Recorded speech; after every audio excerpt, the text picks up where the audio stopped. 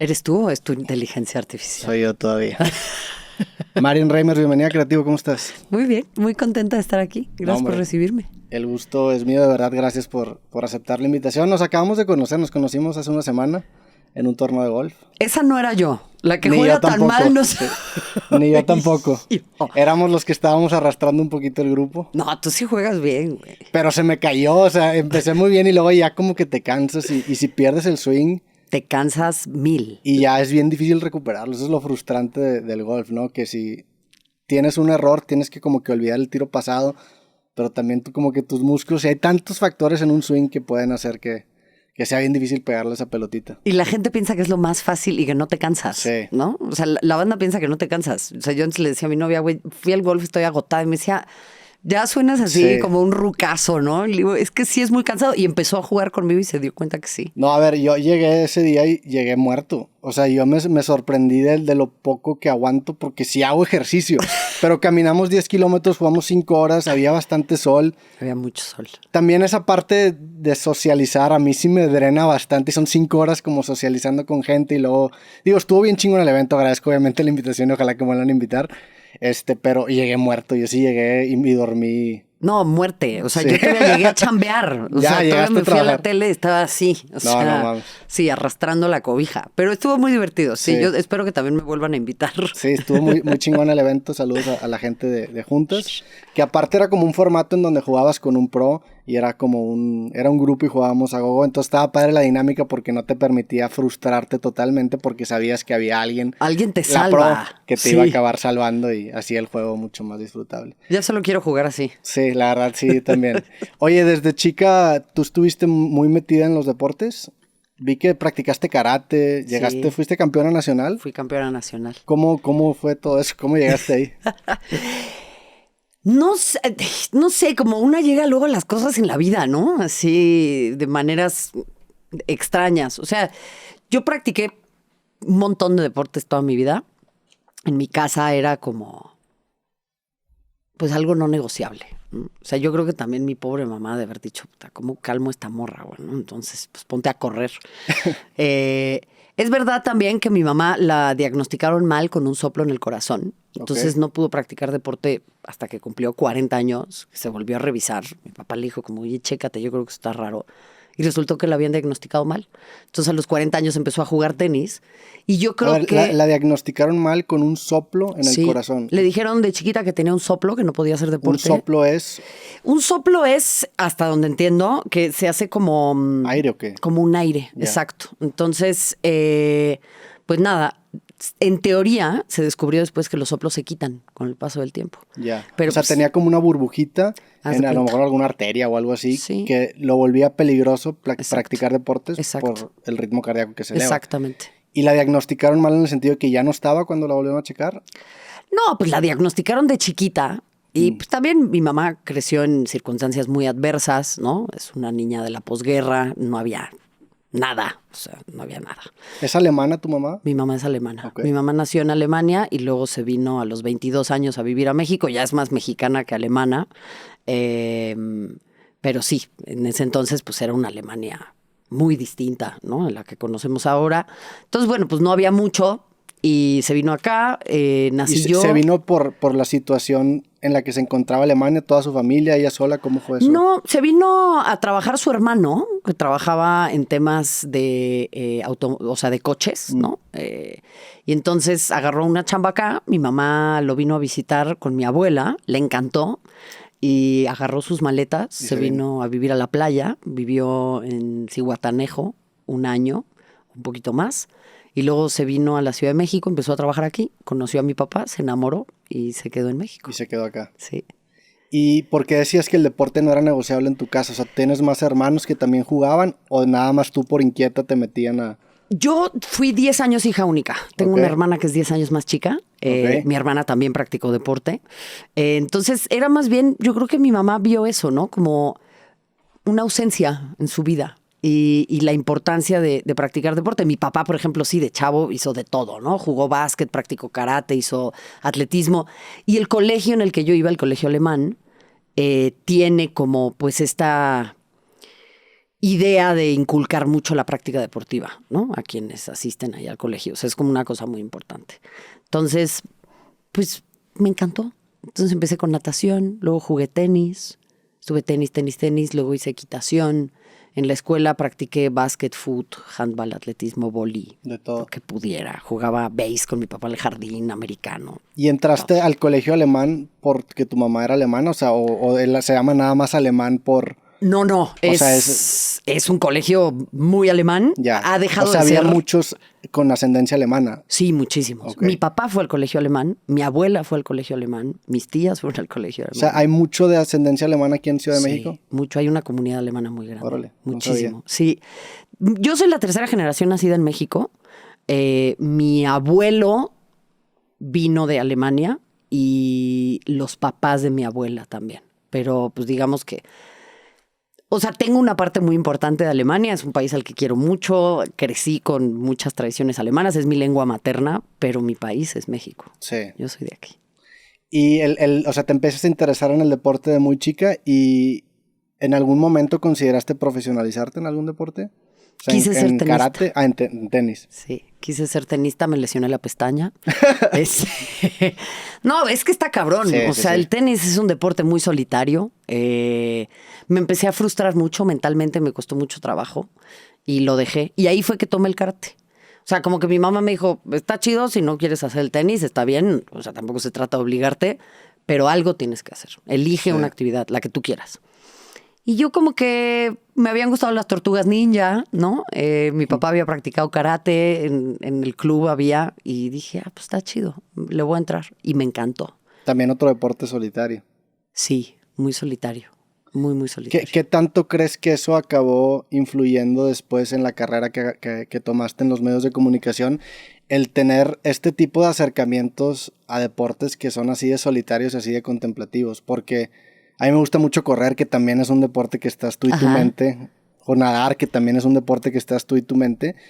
Y sí te dota de una cierta profundidad, cuando menos, del entendimiento del deporte, ¿no? Y creo que tu estilo de comentar los partidos es así. O sea, es un estilo, pues a veces quizá muy barroco, con muchos detalles. ¿Eso lo atas a estas experiencias de empezar en el tenis, en el karate? ¿O de dónde nace eso? Es una extraordinaria pregunta, porque también practiqué muchos deportes de conjunto. Y sí creo que, bueno, quizás tú podrás probarme lo contrario por lo que hablábamos fuera de micrófonos, ¿no? De que cada vez ya se pueden hacer más cosas solo, pero sí creo que los medios de comunicación en general, o por lo menos los medios hegemónicos y tradicionales, son un trabajo en equipo. O sea, es imposible hacerlo solo. El estilo, fíjate que... Para mí viene más desde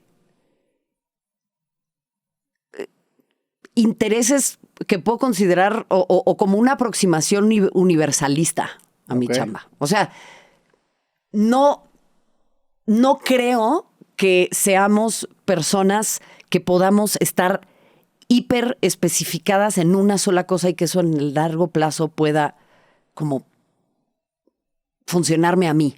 Entiendo que hay personas que sí les funciona y está súper bien y creo que hay cada vez más especialización, ¿no? Muy específica, pero a mí sí me gusta la interconexión, me gusta lo interdisciplinario y me gusta entender que por lo menos el fútbol y el deporte son hiperabarcativos. Claro. O sea, todas las esferas de la vida se tocan, ninguna funciona sola.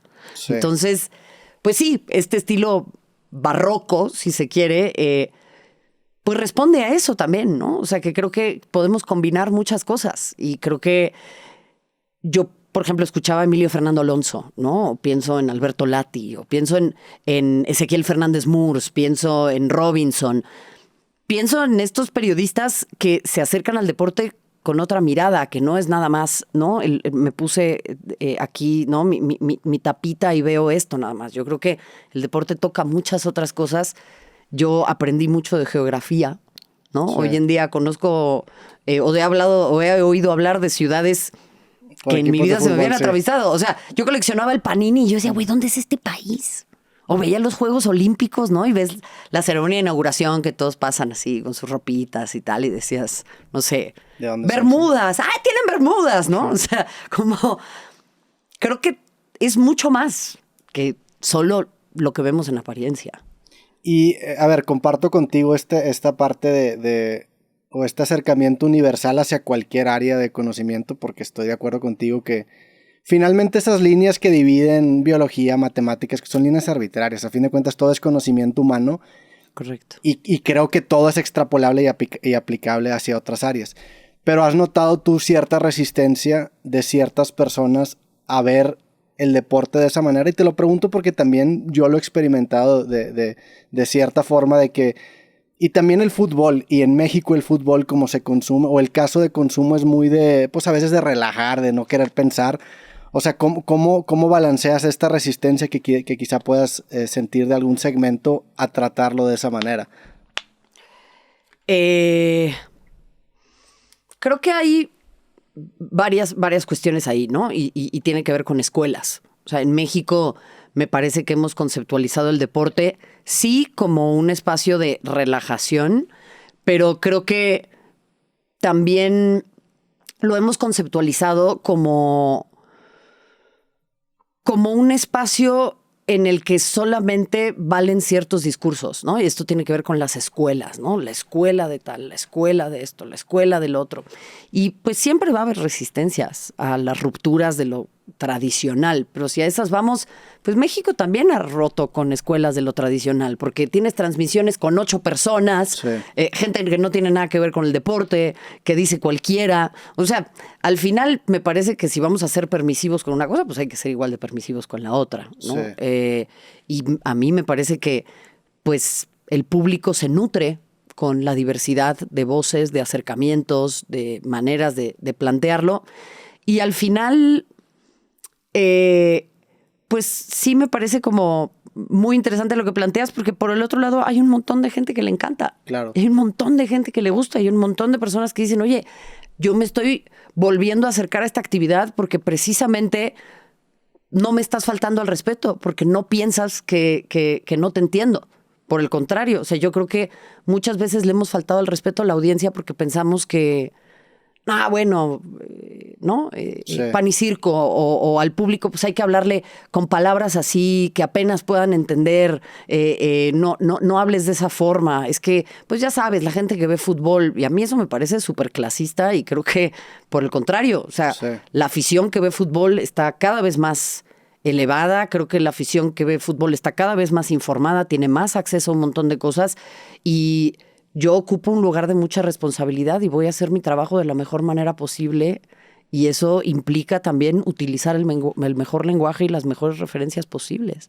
Sí, y te lo pregunto más que nada porque entiendo que también hay mucha gente que le gusta ese estilo y en internet a mí me pasa también con ciertos formatos que encuentro cierta resistencia. A mí constantemente me están tachando de mamador y de cosas así, pero el internet como que sí te permite nichificar tu contenido. En la televisión es mucho más difícil, ¿no? Porque en la televisión te encuentras con un mar de personas que va a ver cierta transmisión independientemente del estilo que le guste o no.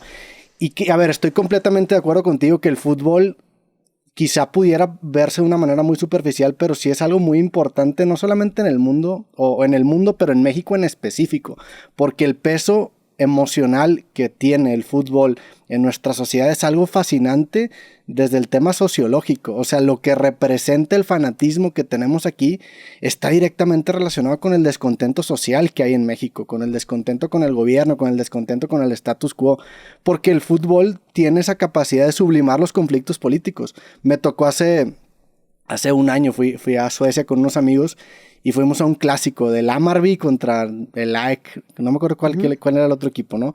Y yo me sorprendí de la pasión que había en ese partido, iba con un amigo sueco.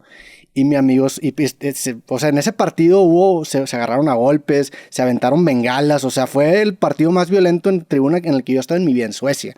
Yo iba con una expectativa completamente distinta. Y me empieza a platicar mi amigo sueco de que el origen de la rivalidad tiene que ver con que los dos equipos representaban a distintos segmentos sociales y por eso el clásico se vive con esa intensidad. En México estamos llenos de ese tipo de historias. Pero o sea, estoy de acuerdo que necesitamos ese análisis, pero es bien difícil a veces llevarlo a cabo. Y a mí me gusta, vaya, a mí me gusta también entender esos elementos sociales, o esas cosas que están detrás de por qué nos gustan las cosas, ¿no? En eso que no te quepa duda. O sea, y creo que lo que mencionas es indudablemente sintomático del deporte y en particular del fútbol. Estamos en el negocio de las emociones. Sí. Pero yo a veces me pregunto hacia dónde se están dirigiendo o cómo se están encauzando esas emociones, ¿no? O sea, a mí me encantaría tener una IA que replique los comentarios que haga yo, pero que los haga con otra voz.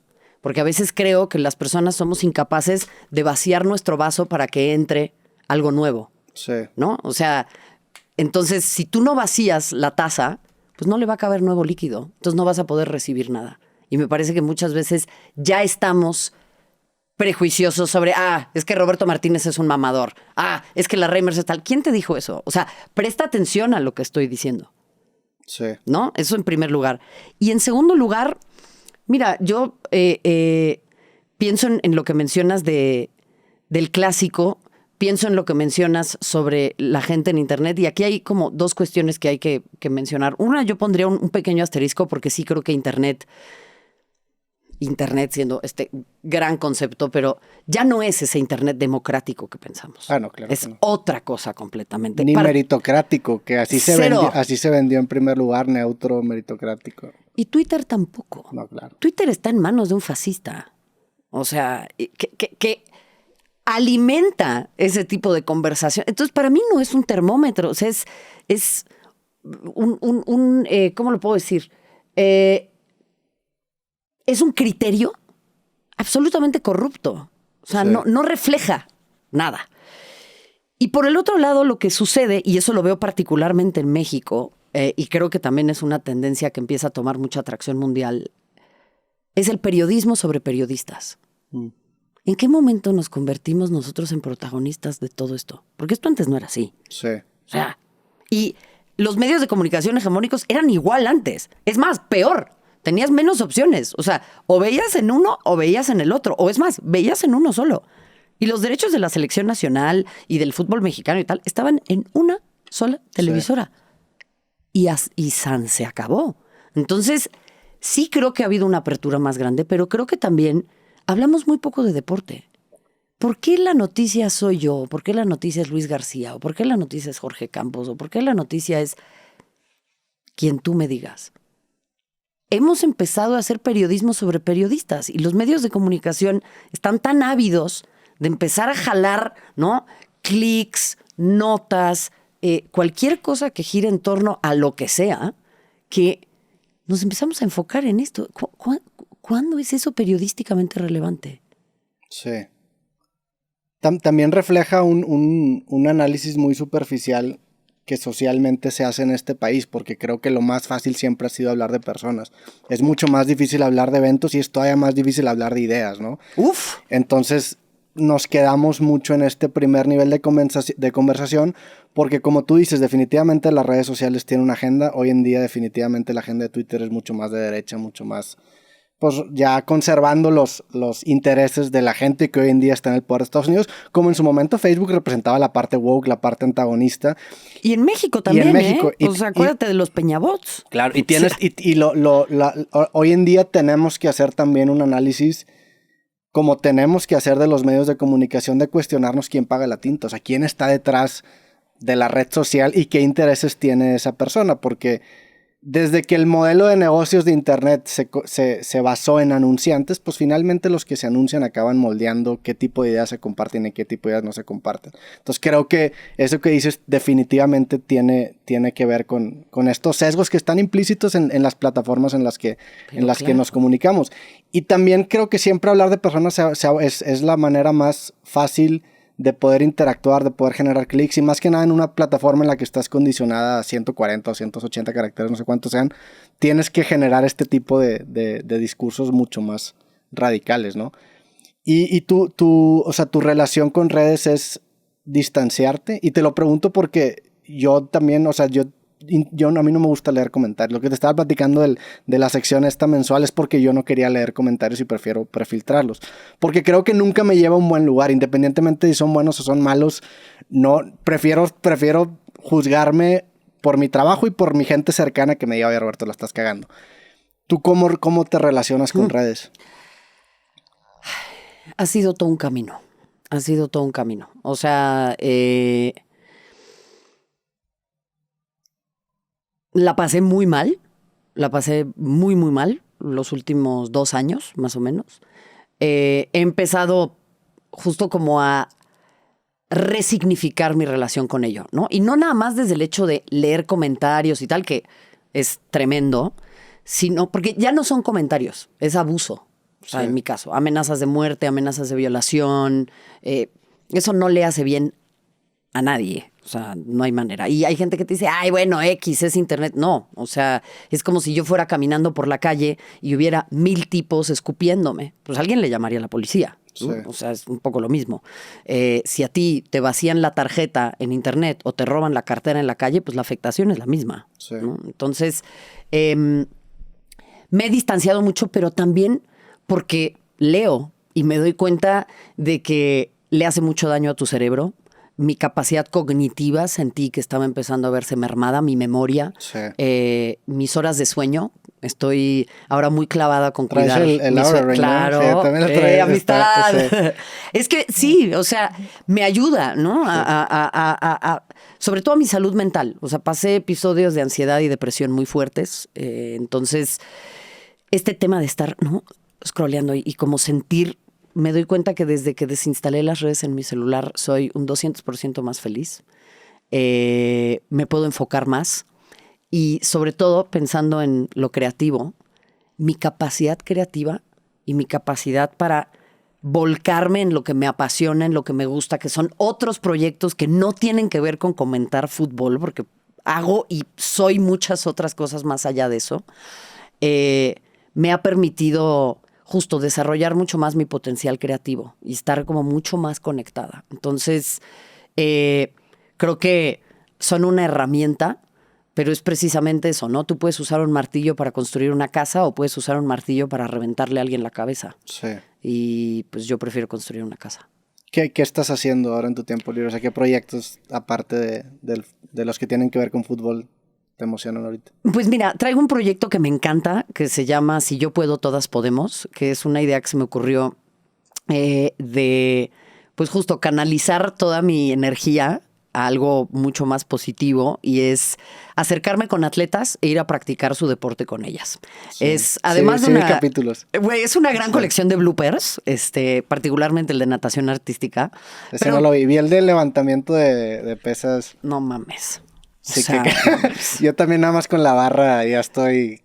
Fritz. Sí, me tocó hace poquito entrenar con policías y con la barra te estaba haciendo y dije, no mames, no traigo nada.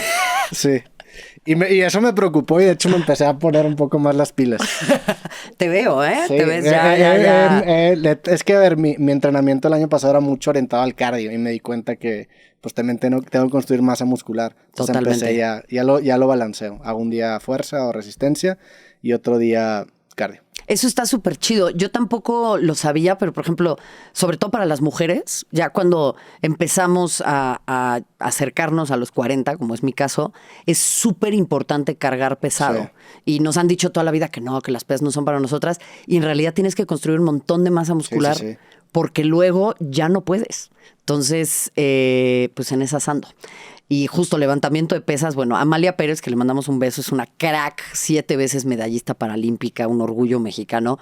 Y yo decía, bueno, ¿cómo podemos, no quiero decir combatir, porque creo que no se trata de combatir, pero sí ampliar el horizonte y presentarle al público otras opciones que no sean fútbol? Y hablarle de nuestras atletas, hablarle de otros deportes y pues yo de paso divertirme y practicarlos, ¿no? Que ha sido como mi sueño toda la vida. Han sido súper generosas las atletas. Creo que es un espacio de mucha vulnerabilidad para mí, porque no siempre soy la chingona y no siempre todo me sale bien y no siempre estoy en mi zona de confort. Y es entrar en el mundo de las deportistas en su zona de confort. Porque por lo general las llevamos a espacios como estos, ¿no? Claro. Es como, bueno, habla del contexto político del deporte mexicano o háblame de tal.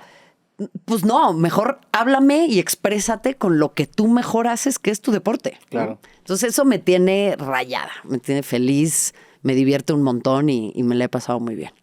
tienes ese proyecto. ¿Qué más estás haciendo ahora con ese tiempo? Tienes una fundación también, ¿verdad? Sí, tengo una ONG que se llama Somos Versus, que estamos pues justo trabajando sobre todo en capacitaciones para prevenir la violencia digital y capacitación para nuevas periodistas, ¿no? O sea, creo que hay una fuga de talento muy importante. O sea, las chavas entran a las redacciones en los medios deportivos y a los 6 meses se quieren salir porque es un horror. Y justo creo que también el prevenir la violencia digital es una de las agendas más importantes. O sea, con ONU Mujeres, o sea, embajadora de buena voluntad de ONU, fui a hablar a la Asamblea de las Naciones Unidas a Nueva York hace, creo que ya 2 años, y era el punto central en la agenda, la brecha digital, ¿no? Hoy en día muchísimas mujeres no tienen acceso a Internet, no tienen acceso a un celular. Y si entran a Internet ya son, ¿no?, víctimas de acoso, violencia, doxing, etcétera. Y eso es pues comparable a como si hace 30, 40 años ese sector poblacional, que es un número muy, muy alto en América Latina, creo que es el 20 y tantos %, no supieran leer.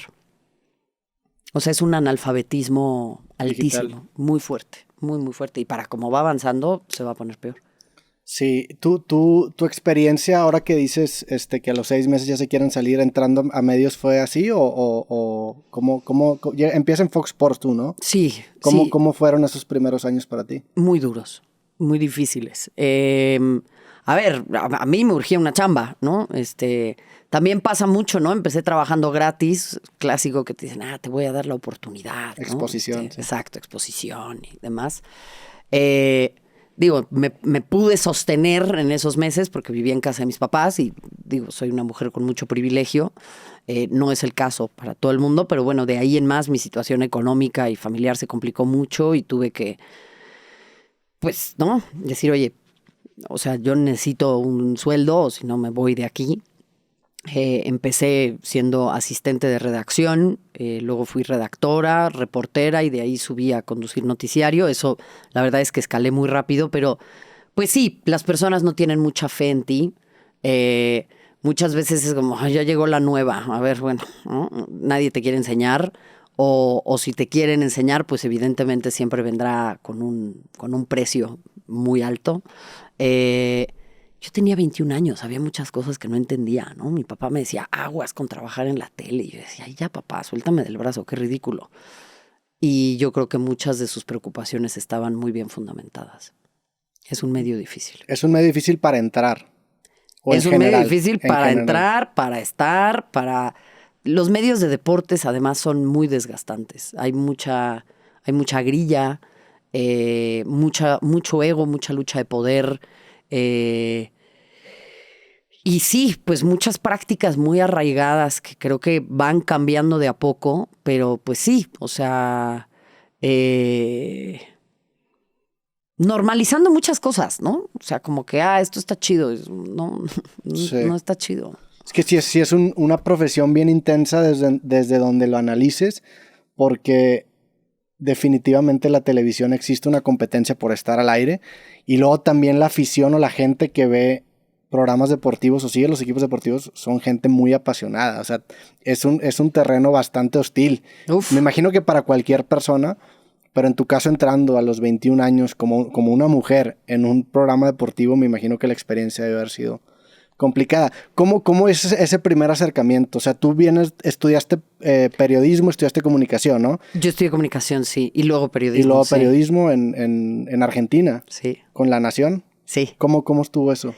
Pues mira, primero entré a Fox, estuve chambeando ahí y en 2010 se dio la oportunidad de que viajara a Argentina, porque era un canal panregional, ¿no? Entonces salíamos desde la Patagonia hasta Tijuana y hicieron una central del Mundial, no teníamos derechos, entonces todo se cubría con fotos y hablando.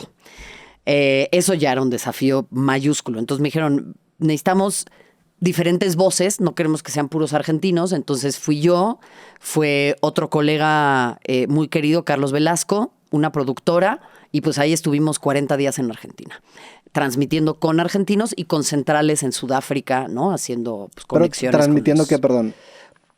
Noticias. Noticias. Hablando. Ya. 8 horas al día. Sin parar.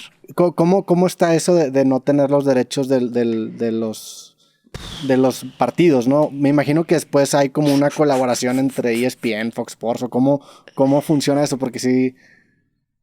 El mundo de los derechos. O sea, Sí, necesitaríamos un podcast que se llame, porque es posiblemente uno de los grandes negocios en los medios de comunicación y que es una ciencia aparte, ¿no? Pero, digamos, tú, en este caso que era además una señal panregional, para cada país o para cada territorio, pues se negocian los derechos de transmisión. En México siempre los ha tenido Televisa. Entonces, tú, para poder transmitir algo que tenga que ver con eso, o le tienes que pedir permiso a Televisa, que muy posible, o al que tenga los derechos, o sea, no es porque sea Televisa, ¿no? Sí. O le compras un paquete de highlights, ¿no? Son los resúmenes, los goles, o sea, pero eso pues también hay que no nada más pensarlo para México, porque de ahí viene Guatemala, El Salvador, Honduras, Nicaragua, Panamá, Venezuela, todo el Caribe, Colombia, Perú, Ecuador, Uruguay, Argentina, Paraguay, y no sé si por ahí me falta alguno, Venezuela, ¿no? Entonces, pues imagínate negociar todo eso, imposible. Entonces, había un show de highlights que salía solo para Argentina en algún momento y se diferenciaba la señal. En el caso nuestro, pues es hablar y hablar y hablar y hablar y hablar y tener reporteros y... Entonces, lo que nosotros hacíamos era, lo interesante de nuestro contenido no era el partido en sí o no era el resumen en sí, sino era el análisis, ¿no? Okay. Entonces era, pues vamos a ver estos güeyes, a ver qué tienen para decir. En ese entonces Fox en Sudamérica era una señal muy potente, era la más importante y lo fue durante muchísimos años. Y pues así funciona, hoy en día es un poco lo mismo, ¿no? O sea, Max tiene los derechos de la Champions para transmitir los martes, Caliente tiene los miércoles y de repente pues creas un intercambio con otras televisoras y por eso arriba te ponen, cuando tienes el resumen, cortesía, ¿no? Sí. Tienes que poner cortesía de tal y tienes una cierta cantidad de minutos al día que puedes utilizar para tu canal. Esa limitación de no tener acceso a los videos, ¿también lo atas al desarrollo de tu estilo? O sea, el tener que resolver con puras imágenes y basarte en análisis. Es un muy buen punto, sí. Posiblemente en Argentina aprendí muchísimo. O sea, era estar 8 horas a cuadro al día hablando de fútbol con ¿Cuánto tiempo estuviste en Argentina? Esa primera vez estuve 40 días, 40. Luego me fui en 2011 a la Copa América, otros 40 días y luego viví 2 años allá. Ok. Entonces, pues así. ¿Y analizaban partidos de la Liga Mexicana, la Liga Argentina, de dónde era? En 2010 solo del Mundial, en 2011 Copa América y en 2012-2013 yo hacía el noticiario estelar que se llamaba Central Fox. Íbamos al aire de 12 de la noche a 1:30 de la mañana porque el prime time en Argentina es muy tarde. Pero bueno, además salíamos para toda la región, para todo el Cono Sur. Entonces, digo, principalmente fútbol de Argentina, pero en ese entonces también la ambición de Fox Sports era crear una señal que se sintiera más panregional y menos argentinizada. Entonces, por eso también tuve oportunidad de ir. Obviamente cubríamos el campeonato argentino, ¿no? Boca, River, San Lorenzo, Independiente, todo el tema, Copa Libertadores y fútbol, pues prácticamente de todo. Por ahí metíamos fútbol mexicano, pero la verdad es que muy poco. No sé si... ¿Y estudiaste o sea, te preparaste para irte para allá? Porque suena como un reto bastante duro. O sea, yo me pongo nervioso siempre platicando con un argentino de fútbol. Aunque no sepa. Imagínate en Fox, en una mesa, o sea, y luego de la Liga Argentina, de Boca, de River, pues no. No, güey, es que o sea, yo creo que soy una morra así como que primero voy y luego veo, ¿no? Yeah. Porque pues era una gran oportunidad. O sea, a mí me dijeron, vas a ir a cubrir el Mundial a Argentina. Bueno, pues no voy a Sudáfrica, pero voy ahí, pues órale, vamos. Era mi primer gran viaje de chamba. Yo no conocía Sudamérica, dije, pues órale, vamos. Y la verdad es que estuvo muy, muy padre, aprendí mucho, tuve grandes colegas, otros episodios más oscuros, y era hablar y hablar y hablar, y eso me dio mucha gimnasia. O sea, eso me dio mucha capacidad de aprender a expresarme, de no estar nada más como muy acartonada haciendo noticias y diciendo los 15 segunditos de intro que me tocaban, sino verdaderamente explayar mis ideas. Claro que me preparé, o sea, estuve 1 mes y medio por lo menos, ¿no? Estudiando. Tuve un muy buen profesor que me decía, en estos momentos ni te metas a pelear de táctica, ni hables de esos temas. A ti te vamos a clavar en historia de los mundiales. y siempre vas a tener una referencia cultural o histórica para dar. Y eso fue lo que, como que todo el mundo dijo, oye, esta morra, ¿qué onda? Tiene 25 años, pero te habla del Mundial, ¿no? De 54. Como si hubiera estado ahí, sí. Haz de cuenta, ¿no? Y eso me ayudó mucho, porque encontré como mi pequeño bocado para meter, claro, ¿no? O sea, si yo me hubiera puesto a discutir del 4-2-3-1, pues no hubiera tenido mucho sentido, ni mucha legitimidad, la verdad. Ya después, cuando tomé el curso de directora técnica, me empecé a clavar más, ya era otro tema, ¿no? Y sí, después cuando... ¿Qué aprendiste de este curso para ser DT? O sea, ¿cuánto dura? ¿Cómo es? Dura 2 años. Bueno, en la época en la que yo fui era así, dura 2 años, o sea, eran 4 módulos, uno por cada licencia. En cada módulo pasas una licencia, digamos, la primera es para entrenar niños y jóvenes antes de los 13 años, y de ahí vas ascendiendo divisiones hasta que tienes tu licencia A, que es para primera división. ¿Y qué, o sea, qué aprendes? Pues cambió tu manera de ver el fútbol. O sea, te lo pregunto porque hace poquito tuve la experiencia de tuve un equipo de fútbol que era de Fut 6. Okay. Y teníamos un entrenador y teníamos cuerpo técnico y todo. Entonces yo estuve entrenando con el equipo y estuve asistiendo a los partidos y aprendí mucho de fútbol. O sea, aprendí mucho de la lectura en general de los movimientos de los jugadores, del planteamiento, de la formación. Y tengo una liga de fútbol en Monterrey, justamente. Tengo un equipo en una liga en donde yo juego. Y es justamente Fut 6. Y empecé a aplicar esos conceptos y nos empezó a ir mucho mejor. ¡Ándale! Y dije, órale, o sea, sí... No sé, como que... Y eso que ni siquiera estudié formalmente. Me imagino que ya teniendo una lectura pues más formal, académica, sobre la teoría detrás del juego, quizá ves el fútbol de manera diferente. O sea, ¿te pasó eso o...? Sí me pasó. Aprendí mucho también... O sea, por ejemplo, cuando... Como del detrás de cámaras, ¿no? El detrás de bambalinas. Dicen que cuando aprendes, por ejemplo, a tocar el bajo en las canciones, escuchas solamente el bajo o resalta más.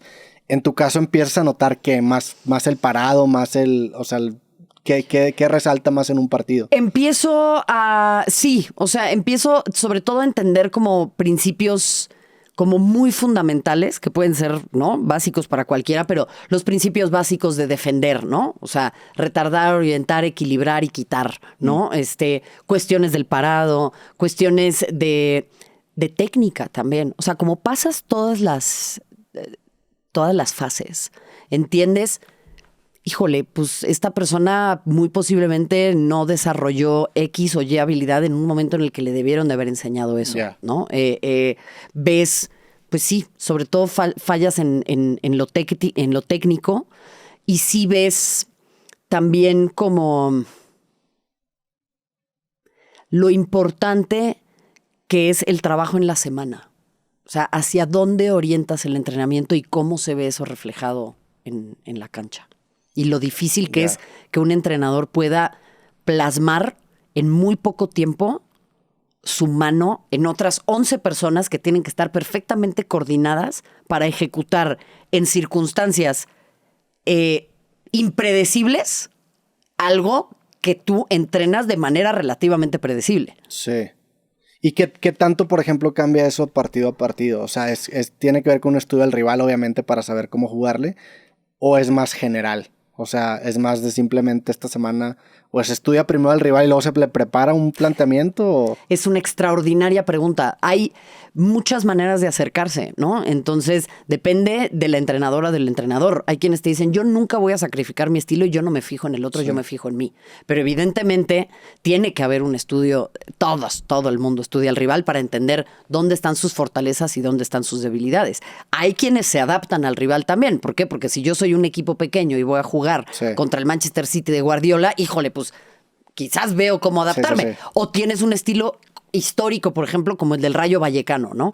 Que sin importar contra quién va para adelante, y pues eso le ha significado también una enorme cantidad de descensos, ¿no? O sea, porque pues arriesga y le vale madre.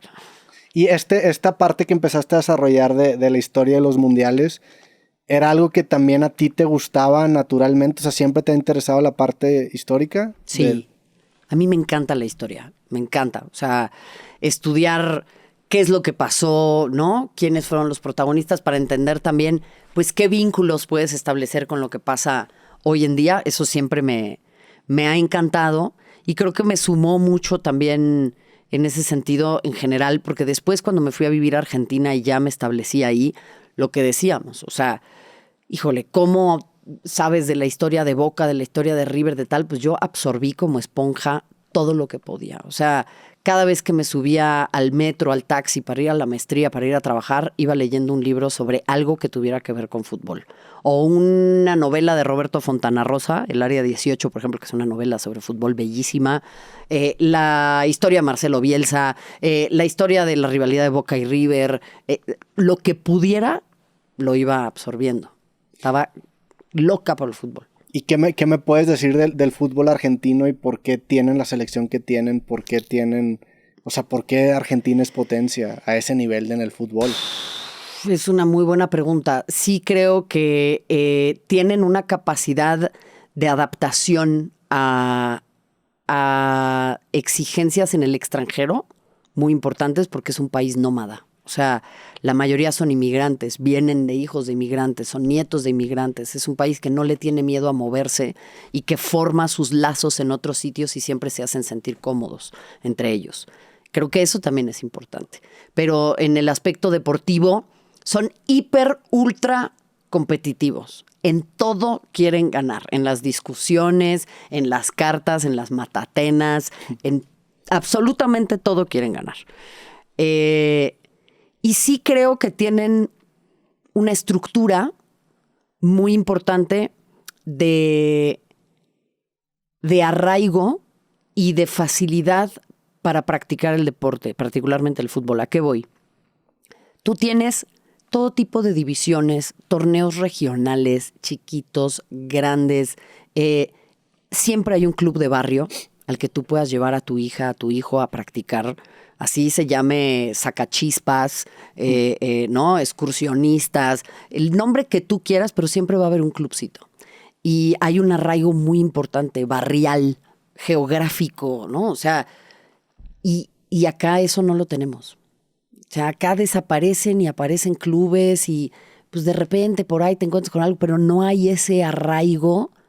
O sea, si tú a alguien de Argentina, de Tucumán, de Córdoba, de donde quieras, le sacas su club y se lo mueves a otro estado, o sea, te incendian la cancha. Sí, sí. No hay manera, ¿no? O sea, y acá hemos gestionado mal ese arraigo. Y yo creo que eso también significa que las personas se sientan parte de algo, que impulsen a las niñas y a los niños a practicar deporte. Y ahí me parece también, como te decía al principio, nada surge en el vacío, ¿no? Entonces, el fútbol para mí es vamos a utilizar otro término mamador que le gusta a la gente, un crisol. Estás en el programa correcto. Exacto. En donde se fusionan muchas cosas. Entonces, si tú mandas mucha gente hacia afuera, va a traer nuevo conocimiento hacia ti. Sí. No funciona en lo aislado. Y en Europa pasa lo mismo. Un holandés que entrena en Inglaterra, pero luego un inglés que llevó sus ideas a España, pero luego un español que llevó sus ideas a Alemania. Y pues así se van mezclando las cosas. Tiene que haber una mayor apertura y los argentinos tienen mucha apertura al mundo para eso. Sí, vas absorbiendo lo mejor de todos lados. En México se critica mucho que los futbolistas están muy cómodos aquí, ¿no? Y que es difícil salir porque también el fútbol mexicano paga muy bien. Hay mucha gente que está interesado en el fútbol mexicano. Eso que mencionas sobre el arraigo y la cuestión de identidad relacionada al fútbol, se me hace bien interesante porque yo no conozco Argentina.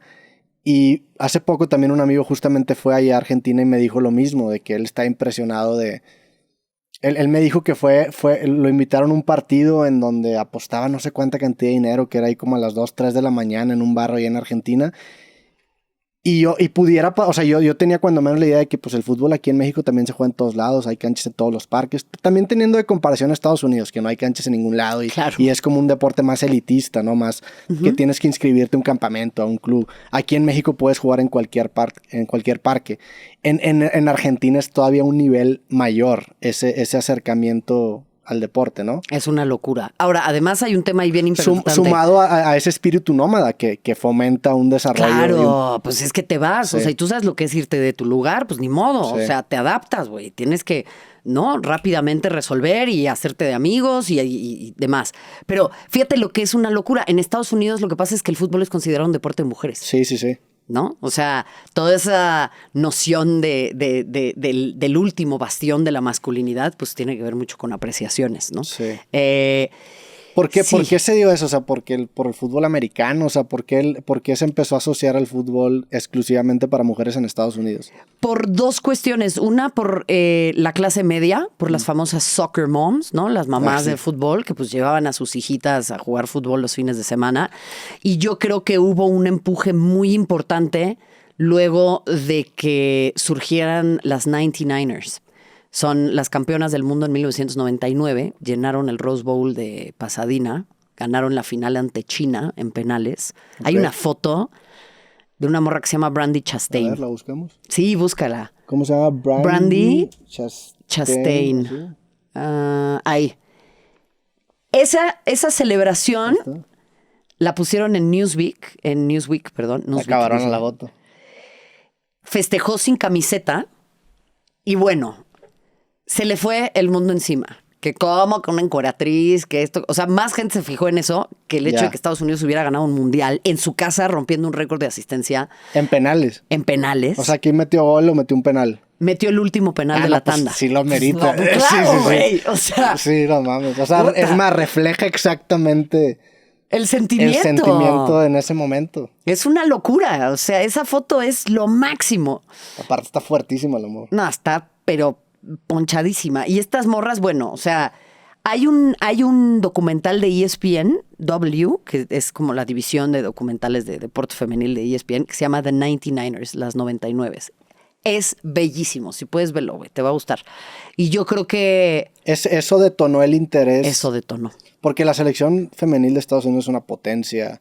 Máxima, ¿no? O sea, yo creo... Bueno, ¿habrá alguna selección masculina que se le compare en dominio? Quizá Brasil en su momento, ¿no? Por cantidad de títulos, quizás. Pero este dominio permanente... no, yo creo que no. O sea, hay que recordar también que Estados Unidos hizo 2 intentos para arrancar una liga femenil, uno después de esto, otro más adelante. Las 2 ligas se fueron a la quiebra y ahora ya después de, creo que son 13 años, 14 años, ya la NWSL está por todo lo alto. Acaba de romperse el récord de fichaje de fútbol femenil con Naomi Girma, que es una defensora central que viene de San Diego por $1.1 millones. Es el fichaje más caro en la historia, se fue al Chelsea. Okay. Y el fútbol femenil en Estados Unidos es una bomba. O sea, ahora hay equipos de expansión, creo que próximamente va a haber 18 equipos en la liga o algo así. Tú invertiste en un equipo, ¿no? Sí. En Washington, ¿sí, no? En Washington Spirit. ¿Cómo fue eso? Fíjate que había un grupo de personas que estaban arrancando un proyecto de un Salón de la Fama internacional. No el de Pachuca, otro formato. Y yo los fui asistiendo, me dijeron, oye, es que necesitamos a alguien que nos ayude, sobre todo como a encabezar un comité de diversidad para hacer el Salón de la Fama pues, lo más mundial posible y lo más abarcativo posible, y formé parte de ese consejo. Luego ese proyecto no se dio, pero justamente 2 de los socios me llamaron y me dijeron, oye, están buscando inversionistas para un club de fútbol en Estados Unidos y quieren sobre todo que pues, sea una inversión pues, diversa, ¿no? O sea, no siempre los mismos señores blancos de toda la vida y alguien sobre todo que esté pues, muy vinculado al deporte femenil y entienda de este tema. Ah, ok. Me reuní y pues aventé un salto al vacío, la verdad, ¿no? O sea, obviamente hice mi análisis y demás, pero pues en esta clase de cosas es muy difícil y más en el deporte, pues saber hacia dónde va. Resultó ser que vino después Michelle Kang, compró una parte muy importante del equipo y empezó pues una serie de situaciones que nos incomodaron a muchos de los socios de parte del dueño anterior y hubo una investigación muy profunda en la liga a todos los clubes, ¿no? Porque se reportaron pues casos de abuso de poder, de varias situaciones que a mí me inquietaban y en ese momento pues justo quienes estaban a cargo anteriormente, hubo manejos que tampoco nos convencieron una parte importante de los socios y Michelle hizo una oferta histórica de $35 millones por el equipo y no se lo quisieron vender. Entonces empezó pues un poco una puja muy importante. Nosotros decidimos apoyar a Michelle y finalmente luego de muchas idas y vueltas, logramos el voto y la apoyamos a ella y ahora ella es la dueña mayoritaria del equipo. De ahí en más compró el 52% del Olympique de Lyon. Ok. Y pues en nuestra primera temporada, bueno, no, era mi segunda, la primera de ella fuimos campeonas. La temporada pasada llegamos a la final, pero bueno, no ganamos. Y ha sido un camino súper emocionante que a mí la verdad es que me ilusiona mucho y es otro aspecto de mi vida que poca gente conoce, pero que me encanta, me encanta. ¿Cómo se lleva una final en un equipo en donde tú estás así involucrado? No, o sea, no es sano, no es bueno para la salud, la pasé muy mal. Además creo que estaba cubriendo una final o estaba fuera de viaje, no me acuerdo, lo tuve que ver a distancia en el hotel, en el celular, se desconectaba, o sea, tremendo, pero ver a las jugadoras, entender el esfuerzo que eso implica, cómo se ha construido un proyecto con base en eso. O sea, tenemos a algunas de las jugadoras pues, más potentes de la liga y de la selección de Estados Unidos. Tenemos a Trinity Rodman, que es una bala y es una de las mejores futbolistas en la actualidad. Estuvo Kelly O'Hara, que también es una defensora extraordinaria, quien también participó en la consecución del título. Ya no está con nosotras, pero feliz.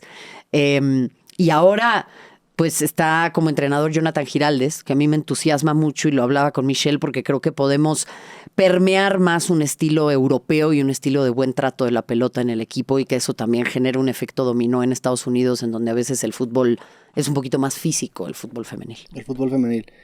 Está interesante porque yo sigo mucho a un autor que se llama John Green. Ajá. Desde que él tiene un canal de YouTube que pues fue el primer canal de YouTube que yo vi, que se llama The Vlog Brothers. Ajá. Y él tiene, dentro de su canal de YouTube tiene como una comunidad, y esa comunidad patrocina un equipo de fútbol de la tercera o cuarta división de la liga inglesa. Ok. Que es el equipo de Wimbledon. Sí. Y su historia y relacionada también con ese tema del arraigo es bien interesante porque como tengo entendido era un equipo en donde los aficionados estaban bastante involucrados y después mueven la franquicia a otro lugar, entonces los aficionados mismos hacen su propio equipo y hoy en día ese equipo que los dueños son 100% aficionados compiten creo que en la tercera o cuarta liga de Inglaterra. Y de repente el güey va pues, a ciertos partidos importantes y ves la pasión que hay detrás de un partido que a simple vista pudiera parecer un partido irrelevante, pues tercera, cuarta división, pero se vive con una intensidad y con una locura para toda la gente que vive en esa zona que dices que increíble, ¿no? Es que es un viaje cósmico. O sea, yo de verdad hace poquito también fui a un partido y pues justo estábamos, o sea, digamos, el palco está pegadito a la cancha, o sea, no está arriba. Sí. Entonces ves a las jugadoras pasar ahí, que además es bellísimo, porque ves el fútbol mucho más cerca. Pero yo, o sea, gritaba, chiflaba, ¿no? Entonces me volteé con un socio y le digo, esto no es comportamiento inversionista, ¿no? Y me dijo, no, ese es justo el comportamiento inversionista, ¿no? Y dije, bueno, ok. Claro, fue la presentación de Magic Johnson, ¿no? Que ahora también es socio. Magic Johnson también es socio del Washington Spirit, okay. Sí, justo. Que creo que eso ha sido bien importante porque ha traído mucha otra inversión y ha hablado también pues, de la importancia como negocio del fútbol femenil, ¿no? O sea, está el Angel City, que es uno de nuestros grandes competidores, porque, pues claro, tienen a Natalie Portman, tienen a Jessica Chastain, tienen a Serena Williams, o sea, tienen inversionistas que, pues, obviamente son de otro calibre. Pero en nuestro caso, pues, creo que les damos buena batalla. Pero volviendo al tema, o sea, yo no puedo ver un partido de fútbol de mis equipos en mi casa porque yo creo que los vecinos, o sea, van a llamar a alguien. Sí. Me pongo muy mal, güey, ¿no? O sea, Pau, mi novia, te amo, mi amor. O sea, yo te juro, no sé cómo me aguanta. Cuando veo al San Pauli me pongo mal. Cuando pierde, digo, ya no lo voy a ver porque le traje mala suerte. O sea, mal. Soy supersticiosa, loca. O sea, afortunadamente, ninguno de los equipos a los que le voy juegan en los torneos que comento, porque no podría, güey. O sea, no podría. Y afortunadamente también es tu trabajo, ¿no? O sea, lo puedes justificar de esa manera, porque yo tuve una relación interesante con el fútbol en la que me tuve que empezar a alejar porque noté que anímicamente no me estaba haciendo muy bien. Entonces yo seguía mucho, digo, yo soy de Monterrey, soy fan de Rayados. Antes era mucho más fan, antes sí veía todos los partidos. Ok. Y hubo ciertos momentos que dije, oye, no puede ser que me sienta tan culero por un equipo de fútbol en el que yo ni siquiera juego, no soy parte, o sea. Y también, era también durante los principios de los 2000, como hasta el 2014, seguí mucho la Roma. Veía todos los partidos de la Órale. Roma. Francesco Totti es mi jugador favorito, o sea, me gustaba mucho ver a la Roma. Pero fue un momento bien doloroso. Tuvieron como 3 o 4 subcampeonatos. Ahí era cuando el Inter dominaba completamente la liga italiana. Después se fue el Inter, vino la Juve a hacer lo mismo. Entonces era bien doloroso y bien frustrante. Pero también de cierta manera lo que lo hacía bonito, ¿no? Pero me empecé a distanciar un poquito porque sí dije... O sea, me está teniendo un peso emocional en mí. Mal. Sí, y ahora ya lo veo mucho menos. Veo liguillas, veo partidos importantes, pero intento mantener una distancia O sea, sana. eras de esos de no me hablen. Sí, o sea, digo, no, sí me afectaba, la verdad, más que nada cuando tienes 15, 16 años. Sí, mal, ¿no? Sí. Como que tienes otro manejo emocional también. Sí, me faltaba una inteligencia emocional quizá para manejar ese tipo de cosas. Y me empecé a alejar y empecé a seguir otros deportes. Ahora me gusta mucho la UFC, por ejemplo. La UFC Órale. la sigo muchísimo. Ok. Los deportes individuales siempre se me han hecho bien interesantes. El golf me gusta mucho seguirlo. El ajedrez ahorita también lo estoy siguiendo bastante. Ah, pues ¿sabes quién está fichado por el San Pauli? ¿Quién? Magnussen. Magnus. Sí, Está fichado por el San Pauli. Magnus Carlsen. Sí. Ok, no sabía. Es que sí sabía que el jugaba fútbol. Masterchef. Sí. No, está jugando con el equipo de ajedrez de la liga alemana. Ah, ya, Con órale. el San Pauli. Sí. Magnus sí. Carlsen. Sí. Ah, no sabía. No, pues está robando entonces. Sí. Magnus Carlsen es el mejor ajedrecista de Del todos mundo. los tiempos. O sea, Sí, deja sí, tú el sí. mundo, de todos los tiempos. O sea, el nivel de dominio que ha tenido en los últimos 12 años es algo que no tiene precedentes ni Kasparov, ni Karpov, ni nadie. O sea, ¿y que te sientas a ver toda la partida? Pues, ¿O le pones así en velocidad? No, es que hoy en día se está popularizando mucho el formato Blitz de 5 Ajá. minutos y está bien chingón ese formato porque Ok. algo que se le critica a algunos de la nueva escuela del ajedrez, porque los puristas dirán todo lo contrario, es que el ajedrez hoy en día tiende mucho al empate, porque todos ya están obviamente a grandes niveles, los super grandes maestros que juegan partidas a alto nivel, ya tienen tanto estudio y tanta preparación y tanto conocimiento del juego que las partidas tienden al empate. De hecho, la penúltima final del Campeonato Mundial de Ajedrez, que fue la última que jugó Magnus Carlsen, porque el güey la última dijo, sabes que ya no la quiero ni defender. Entonces compitieron otros dos que acabó ganando un chino que se llama Ding Liren. Sí. Pero antes, la penúltima fue contra uno que se apellía Nepomuk, algo así. La antepenúltima fue contra Fabiano Caruana, que era un gringo. Ajá. Empataron como 10 o 11 partidas. Que estás hablando que son partidas que duran, no sé, 3 o 4 horas y se distribuyen a lo largo de 2 o 3 semanas y todas empataban. Finalmente acaban haciendo un desempate que se juega en rápidas y en blitz. Okay. Y en blitz acaba ganando Magnus Carlsen. Entonces hoy en día se vuelve mucho más interesante este formato rápido porque depende más de una intuición y no tanto recae en el elemento teórico. Entonces dicen que es como ajedrez más puro porque es más una mezcla de intuición del gran maestro, ¿no? Claro. O sea, ese formato a mí me encanta. Yo juego partidas de 5 minutos, 10 minutos. Soy muy malo, pero me gusta mucho el juego y pues ahí empecé a seguir a varios creadores y creadoras que han estado popularizando bastante el juego. Me aventé también varios libros y de hecho me inscribí en un torneo. Ahora estoy en un torneo en un mes juego. ¡Neta! En internet. ¡Órale! Un torneo de creadores. Todo por internet. Todo por internet, sí. ¡Qué chingón! Sí. Y entonces, a ver, Entonces mi interés en el fútbol se acabó diversificando en otros deportes. Está muy bien. Y los individuales a mí se me hacen bien interesantes porque siempre he admirado a la gente que puede manejar ese nivel de presión en situaciones así, o sea. Es que eso es a lo que voy, ¿no? O sea, me encanta esto que dices de diversificar, porque creo que de eso se trata el tema. O sea, a mí ya me da una hueva inmunda el tema de, ay, es que el fútbol es para pendejos y el béisbol es para gente inteligente. Ay, y el americano, no sé qué. Es como decir que no te gusta la música porque escuchaste metal. Sí. O sea, no te gusta, ya, está bien, pero este tema de las tribus y de tener a fuerza que... O sea, mejor dime, no me gusta el fútbol, me gusta juntarme con vatos a hablar de un tema, que es el fútbol. Ah, ok, chido, pero en realidad no te gusta el deporte. Sí.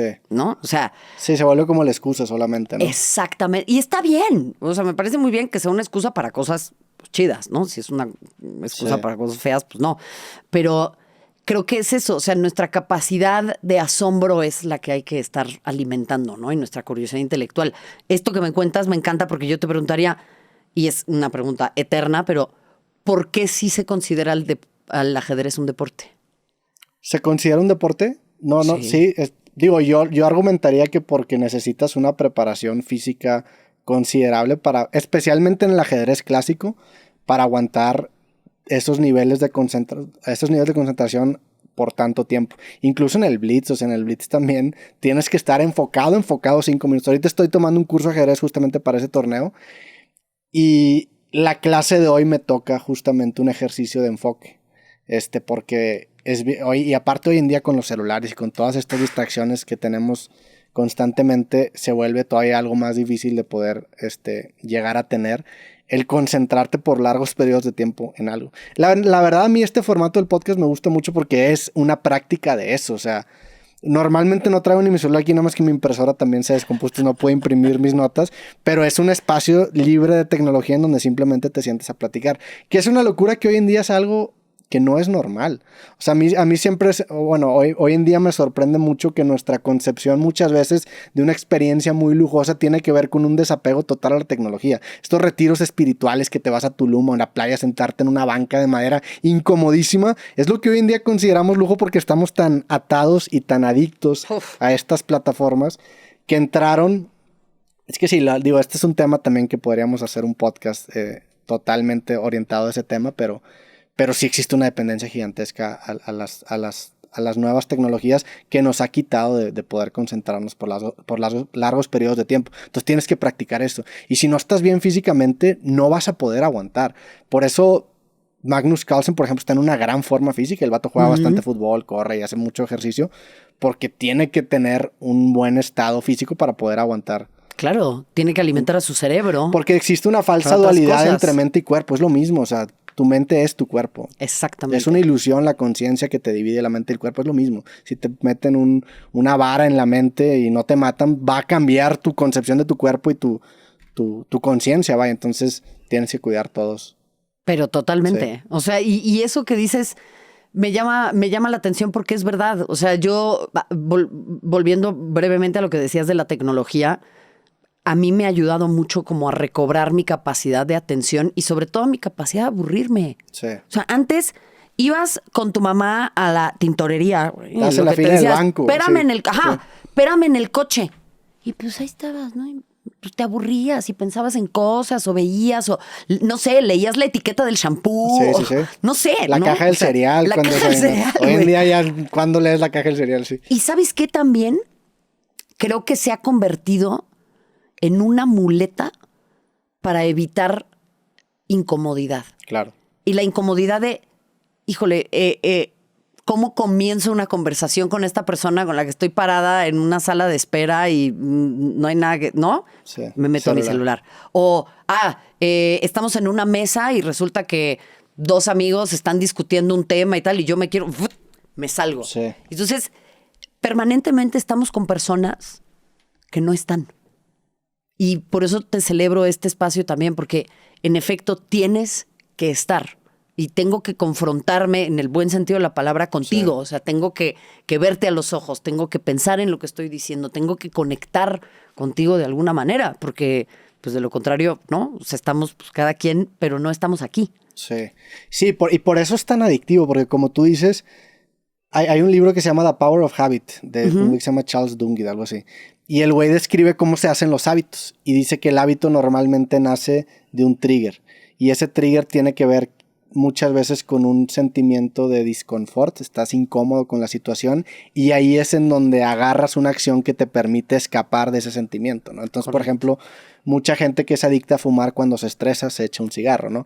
Y nosotros hemos hecho eso con el celular, definitivamente. Y hay datos aterradores. Deja tú la cantidad de tiempo que pasamos en usar el celular, la cantidad de tiempo que checamos nada más la pantalla de inicio a ver qué notificación tenemos, a ver qué hora es algo preocupante, ¿no? Claro. Y sí se vuelve bien interesante el efecto a largo plazo que esto va a acabar teniendo sobre nosotros.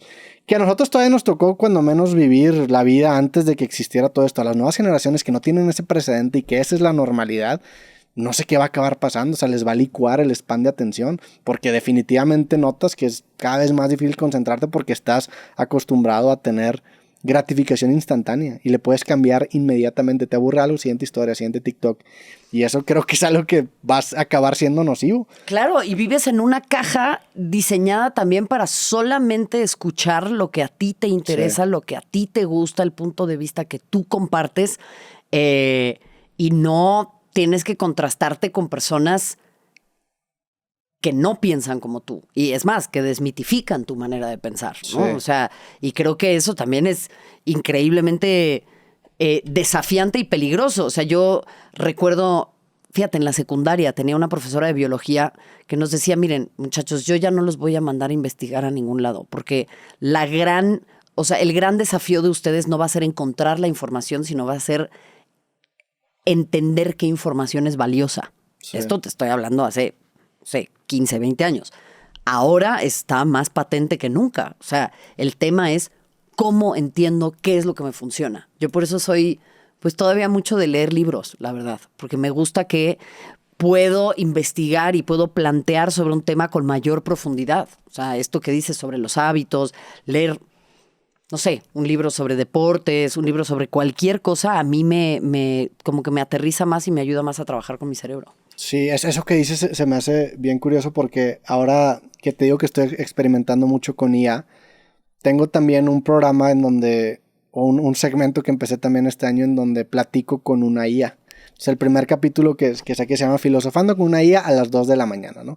Y hablamos de la vida, de la muerte, de lo que significa ser humano. Está chingón el capítulo. Pero sí empecé a darme cuenta de cómo...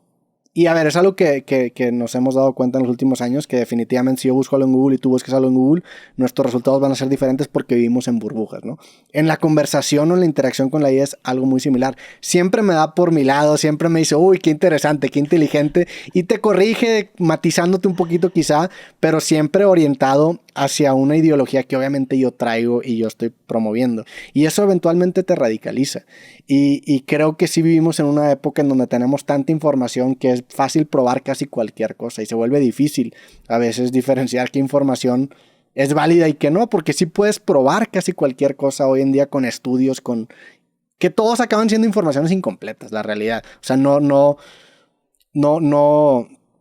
creo que exista una postura absoluta del deber ser, o sea, creo que sería faltar el respeto a lo que es la verdad, pero sí es algo que nos encierra más que conectarnos. Eso es la gran ironía, que en lugar de conectarnos, que así se nos vendió estas herramientas, nos acaba cada quien encerrando en nuestro propio mundo. Ese es el tema, y yo creo que tú quizás, no sé cómo lo vivas, ¿no? Pero siendo una persona con tanto alcance, que tanta gente te ve, que tanta gente conoce lo que haces, creo que también hay una deshumanización absoluta de quiénes somos. O sea, tú ya no eres Roberto Martínez la persona. Eres Roberto Martínez el arquetipo que alguien creó en su cabeza y es el güey ese de internet, ¿no?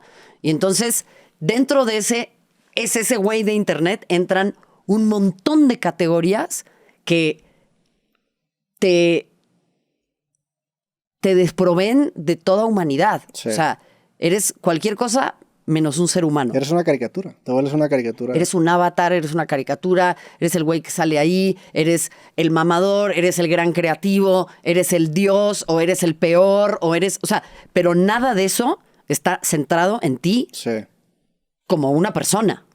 O sea, y me parece que eso sucede a gran y a menor escala también. Ya solamente estamos viendo personas detrás de una pantalla y eso significa también, insisto, en una deshumanización, lo cual justifica cualquier cosa, ¿no? O sea, desde la idolatría hasta el abuso persistente. Sí, hay un proceso de curaduría en lo que tú muestras a la gente, pero también hay un proceso de caricaturización de lo que la gente percibe de ti, especialmente cuando te dedicas a algo público.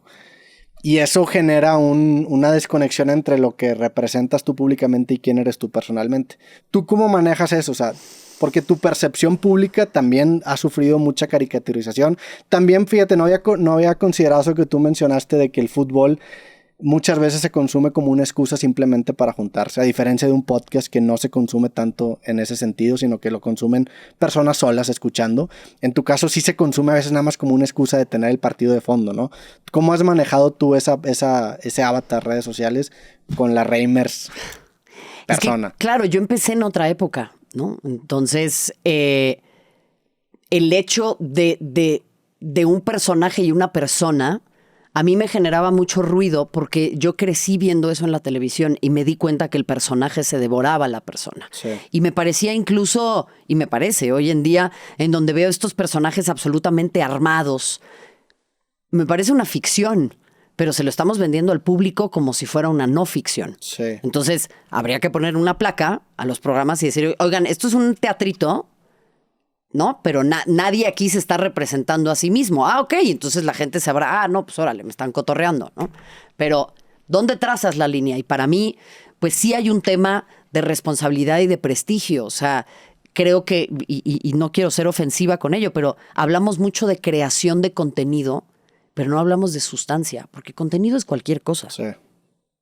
Una cosa es contenido, otra cosa es periodismo, me parece. O sea, y no estoy diciendo que una esté por encima de otra, pero hay que tener muy claros los formatos y trasladarle a las personas qué es qué, ¿no? Sí. Entonces, para mí sí era un tema de responsabilidad, de prestigio, de tal, y no disociarme. Era una cosa que yo no necesariamente quería hacer. Ahora me doy cuenta y llego a la conclusión tuya y lo caminé mucho, ¿no? El año pasado fui al Camino de Santiago, me lo aventé completito, hice 128 kilómetros sola, caminando, pensando, estuvo muy chingón. Te lo recomiendo mucho. Se ve que eres una persona que puede disfrutar también como esos ratitos de reflexión y soledad. El último libro que saqué, El arte de perder, empieza con una frase que dice solvitur ambulando, que significa se soluciona caminando.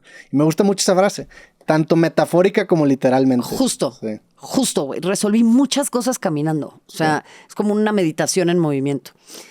Y firmé un pacto conmigo misma, en donde me dije, punto 1, mi valía como persona no está vinculada a mi valía como profesional, en lo más mínimo. Un pacto de amor y compasión incondicionales para conmigo misma y que yo escribo mi propia historia. Tengo una conferencia sobre ese tema justo porque es yo adueñarme de mi narrativa. Yo soy quien yo decido ser, no lo que dicen todos los demás. Y hay muchas voces, es mucho ruido. Entonces justo he aprendido también a separar eso, ¿no? Una cosa es mi trabajo, otra cosa soy yo como persona. Y también entender, y eso es algo que me ha costado mucho trabajo explicárselo a las personas, porque yo entiendo que le puedo caer gorda a un chingo de gente y está muy bien y entiendo por qué. O sea, hay muchas resistencias también por lo que yo promuevo, por mi orientación sexual, por declararme abiertamente feminista en un país donde se asesinan a 11 mujeres todos los días, etcétera, etcétera, etcétera. Pero lo que sí es verdad es que hay, y esto acabo de ganar un caso en un tribunal federal, un tema sin precedente en el ecosistema legal mexicano, que es que el mecanismo de protección a defensoras de derechos humanos y periodistas me otorgó medidas de protección entendiendo los ataques sistemáticos de los cuales yo he sido objeto en redes sociales. Y esto tiene que ver con una articulación que tú sabes perfecto cómo funciona, ¿no? De bots, de muchas campañas pagadas, tal. Y no es una novedad. Por eso yo digo, o sea, está bien, hay una parte artificial y claro que hay una parte orgánica. Que habrá 10, 15 mil, 20 mil vatos que vean, sí, todos están diciendo que la Reimers es una pendeja, yo también creo que es una pendeja. La gran mayoría no me han ni escuchado hablar. Sí. Esa es la realidad. Ni saben lo que pienso, ¿no? O sea, y yo creo que por escucharme 90 minutos hablar de otras 22 personas que practican un deporte, pues no es abarcativo de lo que soy yo, de lo que hago, de lo que traigo a esta industria, de mi historia de vida. Entonces he tenido que hacer todo ese proceso y todo ese camino, pero es duro. O sea, y me imagino que también, pues para ti lo fue, porque pues a nadie le gusta que abusen de uno, ¿no? ¿Tú siempre cubriste fútbol? Siempre cubrí fútbol. O sea, ¿por qué fútbol y por qué no otro deporte? ¿O por cubrí qué la oportunidad? tenis también, Ya. pero pues es que era el deporte que más teníamos en el canal. Y bueno, en Argentina, pues Era una locura. Era una locura y es lo que domina la agenda. Y me gusta un montón también, la verdad, siempre ¿Fue más difícil Argentina o México para ti? O sea, en cuestión de acercamiento, de penetrar el mercado. En Argentina fue duro, porque pues imagínate, era la más joven, la extranjera, ¿no? Pues hay muchos celos, muchos egos, mucha cosa. Pero también tuve extraordinarios compañeros y en cuanto a la penetración de mercado, pues era un mercado gigante. Entonces, porque no nada más salíamos para Argentina, era todo el Cono Sur. Y me fue muy bien, me gané un premio también como revelación del año, unas cosas ahí. ¿Es el Emmy? No. Ahí te nominaron un Emmy Ahí deportivo. me nominaron a un Emmy en 2015. Era todavía como una nominación muy nueva porque apenas empezaban a nominar a la gente en español del mercado latino. Entonces estaban El Perro, José Ramón, Andrés Cantor, Ernesto Jerez y yo. Pero pues era de chile, mole y de pozole, ¿no? Porque había quienes son relatores y luego los que hacíamos programa de estudio y bueno. Pero muy bien, la verdad fue una experiencia muy bonita. Y en 2014 fui a mi primera final de la Champions. Fui, te digo, a reportear, a hacer color, ¿no? O sea, diferentes cosas, enlaces, tal. Y luego en 2019 ya se dio la oportunidad de comentar la temporada completa y hacer mi primera final, pues ya yo como comentarista. Y pues sí, speaking of presión. ¿Sentiste mucha presión esa? Sí, muchísima. ¿Cómo te preparas para una final? Pues mira, la verdad es que ya traes todo el andamiaje de todo el año. Entonces ya viste los partidos, ya viste los equipos, ya viste tal. Para mí es muy importante siempre escuchar las conferencias de prensa, ver el entrenamiento, ¿no? Si hay alguien que se entrena por separado. O sea, la verdad es que el entrenamiento abierto a la prensa tampoco es que como que te dejen ver mucho, ¿no? Sí. O sea, no es como, van a jugar así. Pero te da, pues, mucho de lo impalpable, ¿no? O sea, los humanos también no fallamos. O sea, la gente te vibra, ¿no? Si hay mucha presión en un grupo, si no. O sea, como que esas cosas también se sienten. Siempre tengo mi documento, ¿no? Mis alineaciones probables, todos mis datitos, mis historias, Y más bien, pues es un poco como lo que decíamos hace rato, ¿no? No es tanto, no tanto el encontrar la información, sino qué información voy a dar cuando el partido te lo va pidiendo, ¿no? Entonces, pues hay todas unas cuestiones técnicas también de cuándo y dónde hablar, ¿no? En México, pues esa escuela no la respetamos mucho. O sea, todo el mundo habla todo el tiempo. ¿Y eso fue todavía con Fox? Eso fue todavía con Fox. Ok. Eso fue todavía con Fox. Y me fui a TNT en 2021, 2 años después. ¿Por qué te vas a TNT? Porque se fue la Champions, porque había encontrado, yo creo, un poco mi techo en Fox. Fui muy feliz en Fox.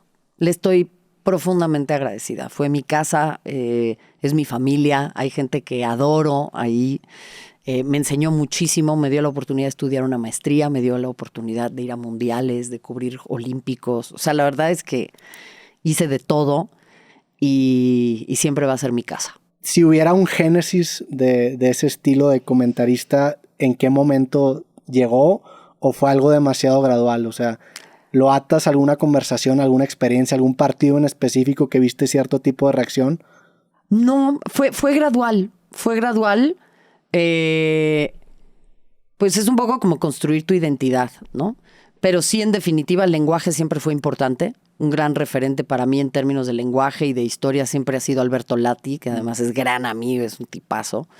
En Argentina estaba en aquel entonces comentando para la radio, que es un tipo que a mí me enseñó muchísimo y al que le tengo un amor profundo, que es el Tano Fassini. Okay. Y yo creo que de ahí también tomé un poquito de, ¿no? Este tema más lírico y tal. Y más allá de maestro, pero que sí lo fue, que es un gran compañero, es un tipo de lo mejor que hay en esta industria. El güey es de verdad un compañero en toda la extensión de la palabra, un tipo noble, cuate, ¿no? Que, o sea, te abraza y te da la bienvenida, es Raúl Orbañanos. Okay. O sea, Raúl Orbañanos es una persona de una sola pieza, es un güey de otra categoría. O sea, está en otro nivel. Yo pocas veces he conocido a alguien con ese seniority, con ese expertise, con tantos años, con tal, que lo critican o no, tal, pero para mí vuelvo a lo mismo, es más importante la persona. Y además de que es para mí un gran relator y un tipo que lleva toda la vida en la industria y marcó, creo que una escuela muy importante, Raúl es un maravilloso ser humano y eso nada lo sustituye. ¿En qué sentido Pues tiene este tema de hacer equipo, ¿no? O sea, no es un güey así de, eres la nueva y medio te ve así, bueno, a ver, éntrale tú a la cofradía y a ver si te aceptamos. O sea, siempre arma muy buen grupo, es un tipo que busca que todos participen, ¿no? O sea, yo recuerdo en aquel Mundial de 2010 volamos a Argentina y de ahí ellos fueron a Sudáfrica y armó una cena para todos, invitó a los camarógrafos, a los productores, a los talentos, a todo el mundo a cenar, ¿no? Además muy generoso y es un tipo que a mí me enseñó mucho también a disfrutar de la profesión más allá de la chamba, sino lo que sucede fuera de la chamba con tus compañeros y eso es inigualable.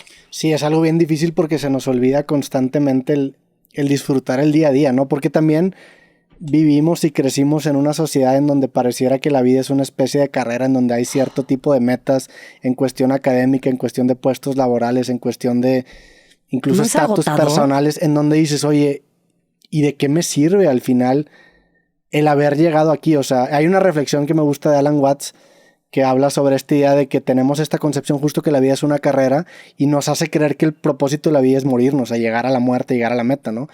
Y él argumenta que el propósito de vida es más que nada, o se parece más al de una canción, por ejemplo, que el objetivo de cuando pones tú una canción no es decir, bueno, te llega al final de la rola, sino que simplemente bailar mientras la música esté sonando. Y sé que suena algo como algo bastante simple, pero realmente se nos olvida disfrutar el día a día y más en una profesión profundamente competitiva en donde solamente estás esperando esos hitos, ¿no? Oye, me encanta eso que me acabas de regalar. Gracias. Sí. Está bien chido. Es una reflexión de Alan Watts. Está en audio, buenísima. Sí, pásamela luego. Sí. Me gusta mucho eso que dices porque justo el año pasado que hice el Camino de Santiago y luego, bueno, me dio apendicitis, peritonitis, estuve en el hospital, casi me muero. O sea, estuve 14 días internada. ¿El año pasado? El año pasado. Órale. Estuvo cabrón. ¿Te diste cuenta tarde o qué pasó? Me di cuenta tarde, tengo un umbral de dolor alto y venía en un tren. No mames. No mames. Nunca había sentido tanto dolor en mi vida. Órale. Te juro, estuvo cabrón. Entonces, ¿y en dónde te operaron? En Madrid. En Madrid. Sí, estuve solita. Qué cabrón. Sí, estuvo. ¿Cómo te recuperaste? Sí, güey. No, qué susto. Ahora quienes digan lo contrario. No. Pero sí, estuvo cabrón. Y justo reflexioné mucho sobre eso. O sea, cuando ves la muerte tan cerca, sí cambian muchas de tus perspectivas. ¿Y le bajaste a tu ritmo laboral o cómo es tu ritmo laboral? Mi ritmo laboral es muy intenso. Que pues trabajo los fines de semana, de madrugada, ¿no? Luego pues viene la Champions, pero pues también entre mis otros proyectos y mis cosas, pues... ¿Qué comentas los fines de semana en madrugada? La Premier. Ah, la Premier. Sí, entonces yo justo le quería bajar y llegó la Premier y fue como, no, pues hay que darle, ¿no? Y luego la Champions femenil y viene la FA Cup y... Pues es que los deportes nunca paran. ¿Y la Bundesliga te gustó comentarla? Me encantó. Fue mi primera gran puerta, es un torneo además que, pues, ¿no? O sea, lo entiendo ideológicamente, se habla el idioma, ¿no? Entonces, pues estuvo muy chido, me gustó mucho, la verdad. Y también lo usas de excusa, pues, para conocer un poco más de tu pasado, ¿no? De dónde vienes. También, sí. Es como un vínculo muy bonito y, pues, Alemania es un país al que le debo mucho, lo quiero mucho, es pues, el país de mi mamá, es mi otra nacionalidad. Pero la verdad es que mi país es México y me mama. Y cubriendo la Premier, ¿qué conocimientos has adquirido en cuestión cultural o en cuestión de cosas que a lo mejor no te esperarías que hubieras aprendido? Pues de todo, ¿no? O sea, las terminologías, los gentilicios, las rivalidades, mucho también pues de la historia del Reino Unido, ¿no? Y de lo que hay en cada lugar, pues es muy chistoso, ¿no? Porque además aprendes pues los motes de ciertos sitios, qué es lo que hay. A mí me encanta eso, ¿no? O sea, también como pues cómo los ingleses han forjado su identidad a través de del colonialismo deportivo, ¿no? Sí, pues traen todo lo, ¿cómo se llama? Take it home, ¿no? Todo. Bring it home, ¿no? Bring it home. Sí. A ver cómo les va este año con la Euro de las chavas que lo ganaron la otra vez y esta vez andan emocionados. ¿Cómo ves el fútbol femenil, su crecimiento? ¿Qué crees que le hace falta para que alcance un mayor nivel de popularidad? Sobre todo referenciando lo que hablamos de esta idea de que el fútbol es una mezcla entre mérito y entretenimiento, ¿no? Sí. Tirándole ya más entretenimiento, desgraciadamente, como cualquier deporte. Creo que de entretenimiento tiene muchísimo. Creo que hace falta voluntad de muchas partes. Creo que hace falta una mejor cobertura. ¿Por qué? Porque dentro del entretenimiento, pues muchas veces a ti lo que te llama también es que te enganchas con la historia y conoces los personajes. Claro. Y tú tienes a tu protagonista, pero tienes su antagonista, ¿no? Desde las entrenadoras, los entrenadores, las futbolistas, oye, tal va a jugar contra tal.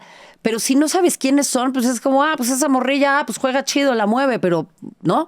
No tienes elementos como para que te caiga bien o te caiga mal o quieras apoyarla a ella e ir en contra de otra. O sea, todo eso se tiene que construir. Todo eso es una narrativa. O sea, ¿por qué la gente tiene o protagonista o antagonista a Cristiano Ronaldo o a Messi? Pues conocen todo de ellos. Sí. Entonces, eso te permite identificarte con uno o con otro, por poner un ejemplo así como muy contrastante, ¿no? Cuando Guardiola y Mourinho, tal. Todo eso es un cuentito que nos contamos. Entonces, ese cuentito lo tenemos que contar un poquito más, ¿no? Que la gente se acuerde de sus caras, que sepa quiénes son. Tiene que haber mucha voluntad también para tener mejores horarios, mejores coberturas. O sea, un negocio en el cual tú no inviertes, pues no va a crecer, ¿no? O sea, es como si tú pretendes montar todo esto con una GoPro. Sí. Que se quedó sin pila. Sí. Y con micro de ambiente y sin luces, y pues tu producto va a salir mal. Para que esto funcione, pues tienes que invertir en cosas que lo levanten, ¿no? Sí, estoy de acuerdo creo que el fútbol en general tiene un área de oportunidad muy grande en cuestión de storytelling, porque como tú dices, a Messi, a Ronaldo y a las grandes figuras, conocemos todo lo que hay detrás de ello y por eso, aparte de su talento, se vuelve todavía una experiencia morbosa, incluso el ver cómo van a jugar ahora. Y podrías aplicar lo mismo con otros equipos de fútbol o con otras ligas o inclusive con otros deportes, ¿no? Con todo. En cuestión de audiencia de fútbol femenil, ¿qué porcentaje es masculino, femenino? O sea, ¿en dónde verías, por ejemplo, un área de oportunidad para generar más audiencia? Hay que atraer a más mujeres a que vean deportes. O sea, eso es lo que quería conectar. ¿El storytelling debería ser orientado para atraer más a esa demografía femenina? En general creo que sí. O sea, creo que hay un aislamiento de las mujeres para con el deporte. No nos sentimos vinculadas, no nos sentimos conectadas. Y pues de eso te habla que no me acuerdo si era el 76 o el 86, voy a revisar el dato, perdón, pero ese porcentaje son los fans hombres que ven deporte femenil. O sea, la mayoría de la gente que ve deporte femenil son hombres. Porque a los hombres les encanta el deporte, güey. Y el fútbol también, ¿no? O sea, sí. Chingo de hombres ven fútbol femenil. ¿Crees que eso pueda cambiar en un futuro?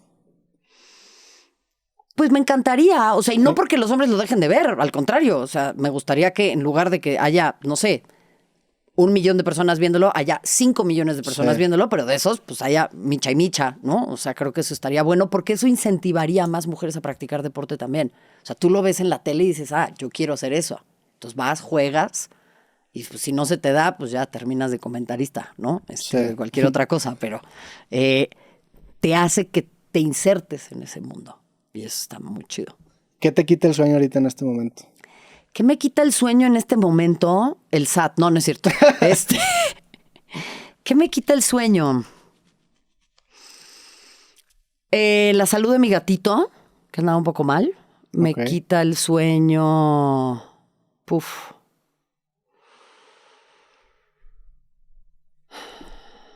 Me quita el sueño el discurso de odio y me quita el sueño ver un mundo en el que creo que no nos estamos encaminando a lugares de mayor convergencia.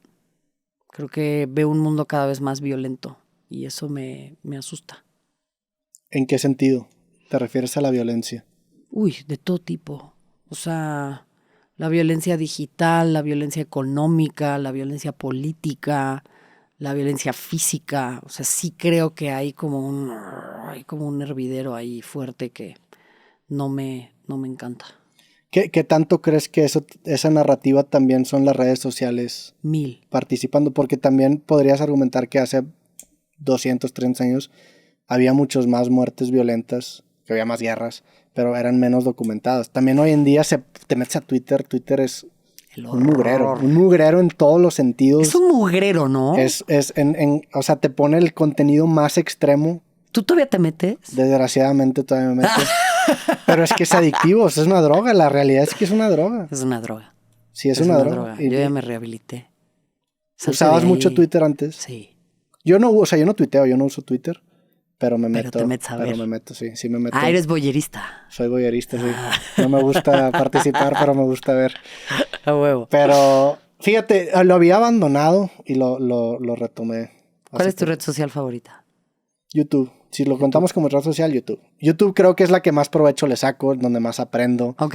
Donde me permito concentrarme más, donde no hay tantas distracciones. Y luego probablemente... No, YouTube. ¿La tuya? Me gustaba mucho Instagram. Ya. Pero es una pinche pérdida de tiempo así mal. O sea, yo decía, me voy a poner a leer. Sí. Voy a contestar este mensajito y voy a ver así un poquito. Y pasaba media hora y era de, güey, ¿qué hice con mi tiempo? No, basta. O sea... Pero bueno, Mayren, ya no te quito más tiempo, de verdad, un gusto. Al contrario. Haber platicado contigo. Espero echarnos una parte 2, la verdad. Me encantaría y te agradezco mucho el espacio. Te admiro mucho, me encanta lo que haces. Me sorprendió mucho todo lo que me contaste, todo lo que estás haciendo con tu alter ego. Y me encanta que abras espacios de conversación. Yo creo que eso tiene que existir más y te agradezco mucho que me hayas escuchado. No, hombre, gracias a ti por caerle. Y pues en este podcast también teníamos antes una frase que era: conversar en una sociedad polarizada es un acto de rebeldía. Y pues para mí la verdad fue un gusto poder platicar contigo. Te deseo lo mejor de las suertes. Vas a estar en la Champions. Vas a estar... ¿Qué otros proyectos quieras compartir? ¿Algún lugar donde quieras mandar a la gente? Pues que me sigan con Si Yo Puedo, Todas Podemos. Eso me encantaría. Y que por supuesto sigan también toda la tarea que hacemos con ONU Mujeres, que creo que es bellísima. Y ahí estamos. Gracias por seguirme. Gracias a todos y nos vemos en el próximo episodio Creativo. Sobres.